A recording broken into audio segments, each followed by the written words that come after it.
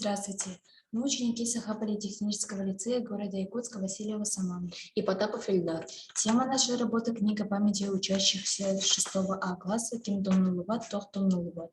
В нашей работе мы, ученики 7 А класса, рассказали о вкладе наших прадедов, прабабушек в Великую победу над фашистской Германией.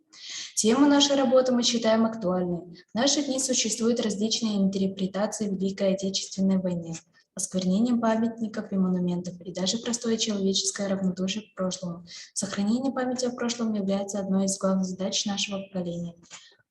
От названия и постановки цели до самой книги прошло более 3 месяцев. Можно выделить несколько этапов подготовки книги. Первый этап – сбор сведений о родственниках, живших во время войны. Второй этап – подбор информации о прадедах как из семейных архивов, так и из интернета, так как в некоторых семьях они не сохранились. Третий этап – оформление печатного материала в электронном виде. Четвертый этап – непосредственное оформление книги и ее печать. Гипотеза.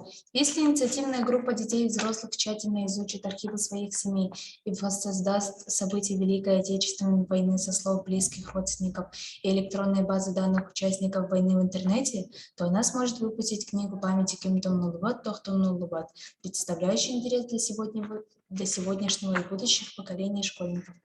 В работе над книгой приняли участие 27 учащихся нашего класса. В ней содержится более 30 работ, участие в себя не только рассказы о своих прадедах, полученных из уст наших родителей, бабушек и дедушек, но и уникальные архивные документы. Подготовку книги с огромным энтузиазмом включились не только сами дети и родители, бабушки и дедушки. Были присмотрены десятки семейных фотографий, архивных материалов, письма, награды. Некоторые семьи специально ездили в другие населенные пункты, чтобы собрать больше материала.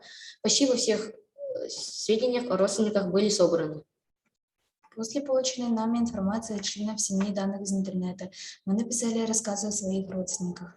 В этих рассказах содержится не только полученная информация, но и уникальные документы, по которым мы узнали дату и место призыва, последнее место службы, воинское звание, причину и дату места выбытия воина. После сбора информации весь полученный материал был сфотографирован или пропущен через сканер и передан инициативной группе для опубликования книги памяти Кимдом Нулубат, Тохтом Нулубат.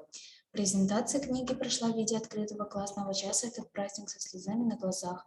Готовая книга памяти вызвала огромный интерес и волнение у ребят. В заключение хотим сказать, что работа над созданием книги памяти Кимдом Нулубат, Тохтом Нулубат была нами проведена успешно, и гипотеза, выдвинутая в начале, подтвердилась. Спасибо за внимание.